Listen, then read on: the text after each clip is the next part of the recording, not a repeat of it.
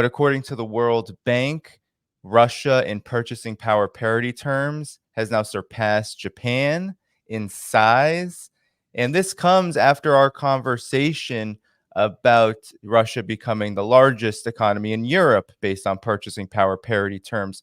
So I wanted to talk to you again because the IMF also says Russia is going to grow at 3.2% this in 2024. This is larger than the US's 2.7% projected growth and far larger than the Eurozone's projected growth. So I wanted to ask you, essentially, from your point of view, how this has happened. Okay. Let me respond as follows. If you study economic history, and in particular, you study how capitalist economies work, not the theory of how they ought to or might or secretly do, but the actual record, as much as you can honestly look at it, then you should not be surprised to discover that capitalist economies are very unstable. That is, they are characterized by a frightening tendency for booms and busts. Indeed, we have all these words: boom, bust, recession, depression, inflation, upturn, downturn, crash, crisis. I could go on.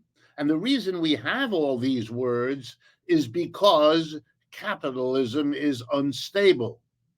The National Bureau of Economic Research, a very important record-keeping economic agency here in the United States, keeps track and has come up with a lovely statistic that capitalist economies over the last 3 or 4 centuries, that they've been an important and now dominant feature of the world economy. In those economies, wherever they've settled in, there's an economic downturn, crash, recession, whatever you want to call it, on average every 4 to 7 years. It's an average, so some societies can go longer before the next crash. Some have 2 or 3 crashes, one on top of the other. And also, you can vary. The crash can be short. The crash can last a long time. For example, the Great Depression, to date, capitalism's worst crash, started in October of 1929 and wasn't really over until the winter of 1941. So you're talking 11 or 12 years of economic downturn, which is why it's called the Great Depression, because it really was a terrible one. And we had a doozy back in 2008 and 9, and so on. All right, why am I telling you this? Because in the aftermath of the collapse of the Soviet Union in 1989, 1990, Russia went into a crash, into a crisis, which huge political events often do. But if you know the history of capitalism, after a while, they recover. And one of the reasons they recover is that governments come under such pressure from the mass of people suffering through a downturn or a crash that they demand that the government step in. They don't want to wait for the private employer class to finally decide there's enough profit in it to start hiring the unemployed and bringing the economy up. So the government is called in. So, for example, the most impressive government stimulus of our economy here in the United States happened in the 1930s, is associated with the Roosevelt government, because the people demanded and the government responded with a massive stimulus program that ultimately morphed into World War II, where the government stimulated even more by basically putting half the unemployed people in uniform and the other half to work making the uniforms, guns, and bullets with which to fight the war. All right, now we can deal with Russia. When Russia collapsed in 1989-90, it ushered in a good period of 15 to 20 years, not that much longer than the Great Depression, during which the Russian economy was badly depressed. And what did the people do? Predictably, they demanded that the government step in. And the government did in a quite massive way. But because it felt vulnerable, the way this government stepped in was by a massive program of government spending, particularly, not only, but particularly on military defense items, programs, institutions. And now we come to the present. In 2022, as everybody knows, the Ukraine war began. And because President Biden and so many other people forgot, if they ever knew, what the history of capitalism was like, they didn't think that fighting a war would lead the Russian government under Putin to massively spend money to stimulate the economy, first and foremost to fight a war, just like the United States did in World War II, but secondly, to maintain what already had been a commitment to a very strong defense. And just as the kind of government spending got the United States out of the Depression, so it turns out that the Ukraine war has gotten Russia out of what was already a recovery, but from a similar depression. And those statistics in Russia are very impressive. Mr. Biden didn't understand any of this, so he said, well, Russia will not succeed in this war. Russia will collapse. It'll fall to its knees. There were predictions that the Russian ruble would become a currency that nowhere functioned anymore in the world. These were all not just miscalculations, which they were, but they were based not only on a forgetting of history, but here's the irony, forgetting America's history. We came out of a down period by spending a ton of money on defense, and all that has happened is that Russia has picked up that page and played that game again. And we shouldn't really be all that surprised. When you remember that they were the Soviet Union for 70 years, and therefore used to a very strong position for the government in the economy, unlike the United States, that when they decided to really do it, they'd be all geared up for it. They have the system for it. They have the bureaucracy used to it, and they're in a position to have the government step in and really pump the gas on their economy. And there's no reason to be surprised. Guess what other country uses the same advantage? The People's Republic of China. They model themselves, at least initially, on the Soviet Union. They have a powerful state apparatus. They have a strong communist party. They are used to the government playing a significantly larger role than it does in the West. And so they are better positioned to get themselves out of downturns than anybody else. And the war in Ukraine just gave them the extra boost, the way World War II gave the Franklin Roosevelt government an extra boost. And look what happened. In 1945, every other country that might have been a competitor to the United States was destroyed by the war. Germany, Japan, but also Britain, France, Italy, Spain, Russia, wiped out by the war. The only country that had no war, excepting the bombing of Pearl Harbor at the very beginning, was the United States, which used the war to get its economy moving again. Russia has done the same thing.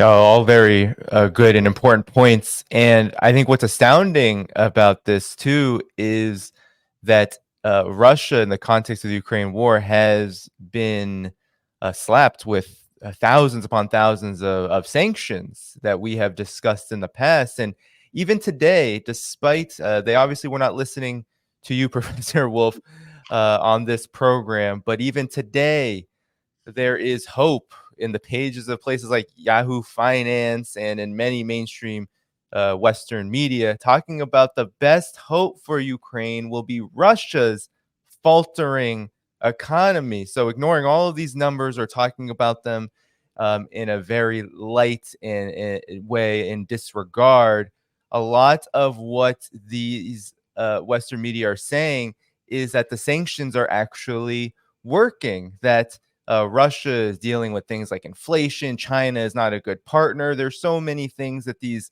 outlets say. But Professor Wolff, I would like you to maybe dispel or if you have any problems with this narrative, if you could talk about the true impact of sanctions on Russia. Sure, I'd be glad to. And I have to preface, excuse me, this by saying, that you can tell from my gray hair, I've been around a long time. I've watched the media cope with the phenomena of the Soviet Union and now the phenomena of the People's Republic of China. And I used to get upset because the reporting was so bad. Now I'm just embarrassed. I'm embarrassed that I have to say the following, that if you ever sat down and took a year or 5 years worth of New York Times's or of any other Washington Post or any of the major TV networks, and you just kept a record, how many times do they talk about China? How many times do they talk about Russia? And then you kept a further note.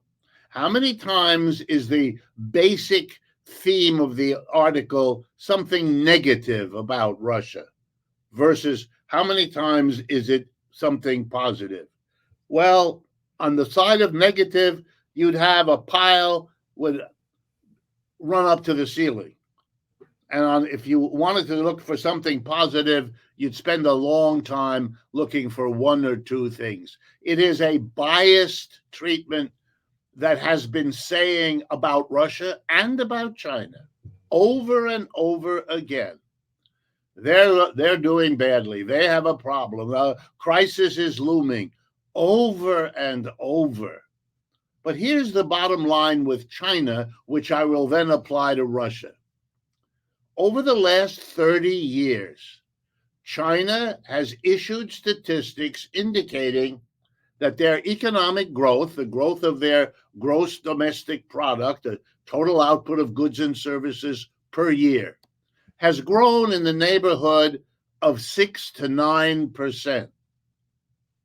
Over the same 30 years, the rate of growth in the United States has been between 1.5% and 2.5%. No comparison. That's why we are all reading about China today. That's why China's achievements include not only the enormous growth of its economy, but the fact that the best quality electric cars in the world today are made in and by China, that the best solar panels, that every attempt to hold them back has failed. This is sad for the United States, all the more so because it can't face it. It can't talk about it. It can't ask the honest question, what are they doing there? Why are they able to do what I just said? Even if you hate them, it would be important to understand what they have achieved. And the same applies to Russia. And in fact, the two are related in my answer to the last part of your question. The sanctions. The United States sanctions a dozen countries. The mother of all sanctions, that's a phrase coined in the United States, was the one applied against Russia since the beginning of the war in Ukraine. But it doesn't work. The other sanctions didn't work. Cuba has been sanctioned since 1962. That's over a half century of uninterrupted sanctions. And that didn't change their government, didn't make them the friend of the United States, and didn't make them anything that was claimed to be the objective of such a policy. And here's the mistake that was made with the sanctions against Russia. It comes out of American leaders' response to a changing world economy by denying that it's changing. Psychologists are familiar with denial as a way human beings have of coping with events or news that they don't like, that they wish they didn't have to deal with. But it's also well known that denial solves nothing. Because the United States denied the growth of China, it didn't understand that if you stop buying Russian oil and gas, and that was the major sanction the West applied to Russia after February of 2022, it stopped buying oil and gas, which were very important exports for the Russian economy. But what you didn't face was the fact that Russia and China now have a strong alliance. What you also didn't face is that that alliance has developed good relationships with India, Brazil, South Africa, and all of the others that are becoming the bloc in the world known as the BRICS. So what Russia did is turn especially to China and India and say, would you please buy from us the oil and gas we can no longer sell to the Europeans? Yes, China said. Yes, India said. Problem solved, sanctions defeated. You know, the United States counted on Russia falling apart. What you just read there is the latest of thousands of headlines that have been saying that as far back as anyone can remember. But it's based on a refusal to deal with the reality. China and its allies, the BRICS today, are a larger economic unit than the United States and its allies, the so-called G7. The United States, Canada, Japan, Britain, France, Italy, and Germany. That's incredible. That's the first time these last 2 or 3 years that what I just said was true.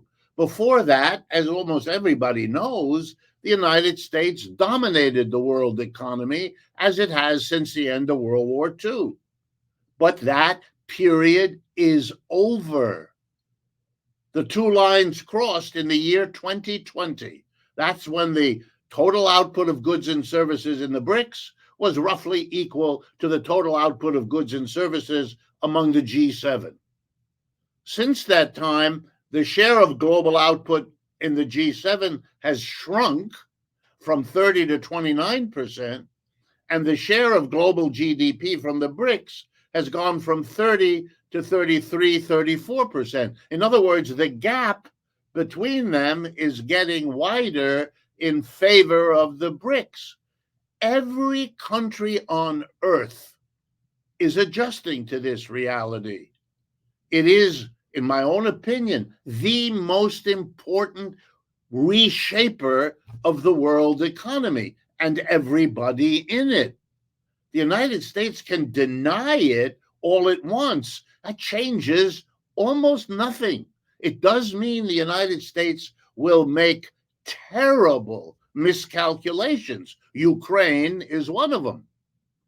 Israel-Palestine is another. And depending on what they do or don't do in Taiwan, that could be yet another one. Look at the thing in Palestine. The vast majority of the people of the earth are on the side of the Palestinians, not the side of the Israelis.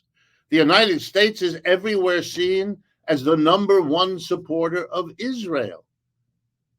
I don't think the United States understood it. I don't think Mr. Biden would have said the amazing things he said after October 7th of last year had he understood how the world has changed.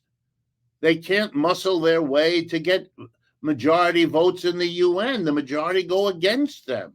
They've just issued that arrest warrant for Netanyahu in Israel, to the total hostility of the United States, which simply doesn't count the way it once did. And I believe it was Bill Clinton who uttered the famous line in the presidential race to his opponent, "It's the economy, comma, stupid." In other words, to say, if you're not looking good in economic terms, it's a very bad sign for the election that's coming. I believe that is the case with Mr. Biden today, even though he's on the same party as Clinton, obviously. But I also believe it operates on a global scale. One of the reasons the United States keeps provoking with sanctions, we're the only government that has leaders like Biden or Janet Yellen who go to China and lecture them on how and why they should be different, that they should be more like the United States.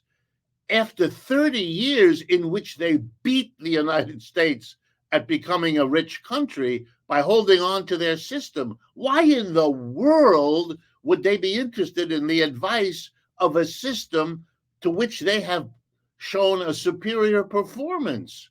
I mean, you shouldn't talk that way. It makes you look outrageous and out of touch, which is how they look to me. That's why I'm embarrassed these days more than I am by anything else.